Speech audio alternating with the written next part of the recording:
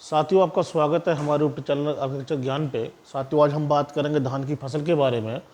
पिछली वीडियो मैंने आपको इसके बारे में चर्चा की थी कि कितनी स्पीसीज हैं, क्रोमोसोम संख्या क्या है, ठीक है, क्या इंपॉर्टेंट क्वेश्चन बन सकते हैं। इसके बाद आज हमने वही पॉइंट उठाए हैं जिनसे क्वेश्चन बन सकते हैं टीएससी में आपके और अदर एग्जाम चल रहा है भी इसमें।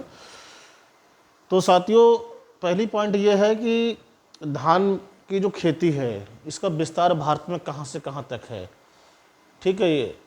ये 8 से और 35 अक्षांश उत्तर तक ये जाता है, नॉर्थ लगा लेंगे आप इसमें।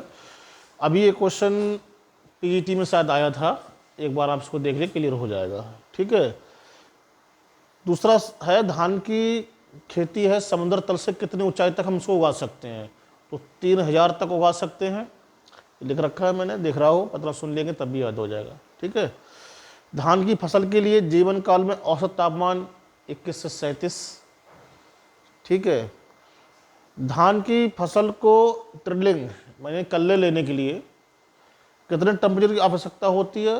तो 26.5 से 29.5 सेल्सियस तक इसको चाहिए, सही है, ये एवरेज है।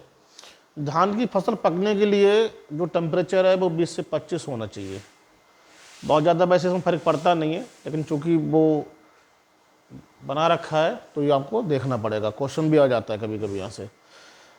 उसके बाद में धान का क्लासिफिकेशन है, यानी कि वर्गीकरण है। तो इसको 3 भागों में बांटा गया है, ठीक है। तो सीजन के आधार पर उन्होंने बांटा है, एक खरीफ है, फिर रबी है, और उसके बाद में समर या, ठीक है, तो ये वाला उगाया जाता है।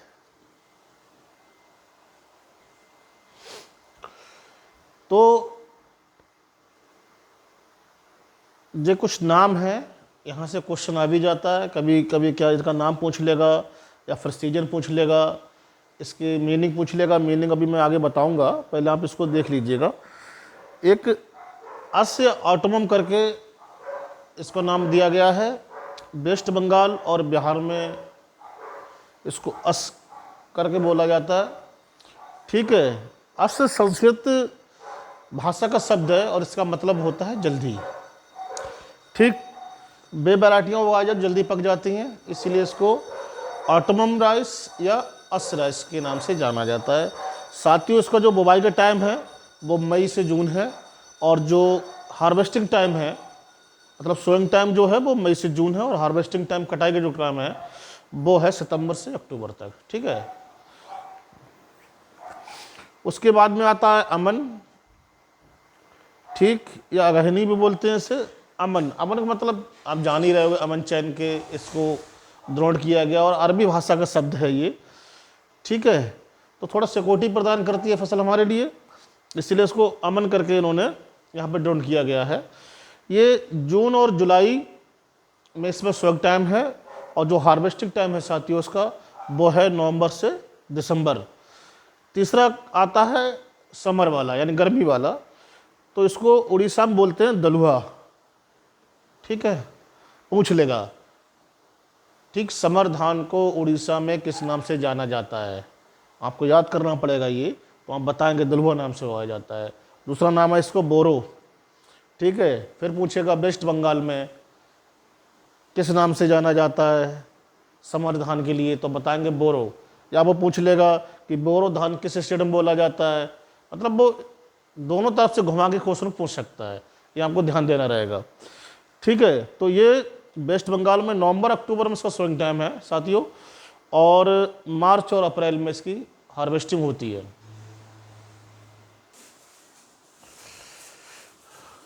धान उगाने के लिए मिट्टी का जो पीएच है साथियों वो 5.5 से 6.5 तक चाहिए, ठीक है। अब इसकी रेंज है अपनी मिट्टी की भी, आप उसको देख लीजिएगा खोल के। मतलब जो इसकी रेंज दी हुई है 5.5 से 6.5 तक, इसका मतलब है कि जो भूमि है वो अम्लीय सॉइल है, एसिडिक सॉइल है, ठीक है। अब इस सॉइल के बारे में आगे हम चर्चा करेंगे नेक्स्ट वीडियो में। तो धान का जो नेचर है, जो उसको मिट्टी चाहिए वो अम्लीय मिट्टी चाहिए, ठीक है। उसमें वो अपने आप को ठीक से सर्वाइव कर लेता है। धान को चाहिए, चाय को चाहिए, ठीक है। आगे जब बढ़ेंगे वैसे वैसे चीज़ें आगे बढ़ती चली जाएंगी। एक क्वेश्चन आ जाता है टेस्ट बेड, ठीक है। मतलब 1000 दानों का जो हम वजन करते हैं उसको हम टेस्ट वेट कहते हैं। यहाँ पे 25 ग्राम होता है। ठीक है भाई, कमेंट करके बताइए मुझे मोटे कितना होता है और बासमती कितना होता है। ठीक है। चावल राइस उगाने के लिए जो हमारा अनुकूलतम जो टेम्परेचर है वो 30 से 32 है। ठीक है। चावल में हलिंग परसेंटेज कितना होता है? 70 से 73 होता है। ठीक है। अब इसका एक फार्मूला है, इसको भी समझाते हैं। ठीक, हलिंग का मतलब है कि धान है उसमें भूसी भी है, ठीक है, और उसमें चावल भी है। तो उससे जो हमें चावल प्राप्त होता है धान कुटाई करने के बाद, ठीक है, एकदम देसी भाषा में समझ लीजिए, वो जो चावल प्राप्त हुआ हमारे लिए वो कितने परसेंट था, मतलब 100 kg हमने धान कुटाई करवाई, उसमें से हमको चावल कितना परसेंट पैदा हुआ। ठीक है। तो चावल हमको मिलता है 70 से 75%, यानी कि एक हिस्सा हमारी भूसी निकल जाती है और 2 हिस्सा हमारे चावल मिल जाते हैं हमारे लिए। ठीक है। तो उसका एक फार्मूला है अपना, हलिंग परसेंटेज इक्वल टू यानी बराबर वेट ऑफ राइस ग्रेन। ठीक है। मतलब इतने समझ रहे होंगे आप, वेट ऑफ राइस ग्रेन, जो चावल का मतलब धान का जो है दानों का वजन है उसको फिर हम इसको अपान कर देंगे वेट और पैडी, मतलब ऊपर चावल का जो वजन है वो रहेंगे, नीचे रहेगा धान का। पैडी मतलब धान होता है और राइस मतलब होता है चावल, दोनों बात को समझिए। फिर मल्टीप्लाई कर देंगे हम 100 से, उसके बाद हम नीचे और आ जाएंगे, मतलब इसको और सिंपल कर लेंगे। वेट ऑफ हल्स राइस, कुटा हुआ धान, और वेट ऑफ अनहल्स राइस, ऊपर कुटा हुआ धान है चावल है और नीचे बगैर कुटा हुआ चावल है, इन दोनों को हम बराबर फिर इंटू 100। उसके बाद में फिर weight of rice without hulls, मतलब बगैर बिना भूसी के चावल को लेंगे हम, फिर उसको डिवाइड कर देंगे weight of rice with hulls, जिसके साथ में भूसी है उसको, जो शेष आएगा वो हमारा परसेंटेज आ जाएगा। कभी कभी इसको पूछ लेता है, इसलिए मैंने आपको यहाँ पे लिख दिया है, बाकी किताब से पढ़ेंगे आप तो और अच्छा आपको समझ में आ जाएगा। बस इतना याद रखना है कि जो चावल का हलिंग परसेंटेज है वो 70 से 75% है। अब आगे हम बात करेंगे साथियों वैरायटियों के बारे में। वैरायटियाँ मैं सब तो नहीं पढ़ाऊँगा क्योंकि इतनी बड़ी क्रॉप है ये, बस शुरुआत जो हुई है उन वैरायटियों को उठाऊँगा मैं, बाकी कौन वैरायटी किसके लिए रेसिस्टेंट है उन वैरायटियों को उठाऊँगा मैं। ठीक। और बाकी जो हाइब्रिड वैरायटियाँ हैं कब बनी कब, इनको हम बात करेंगे इसमें।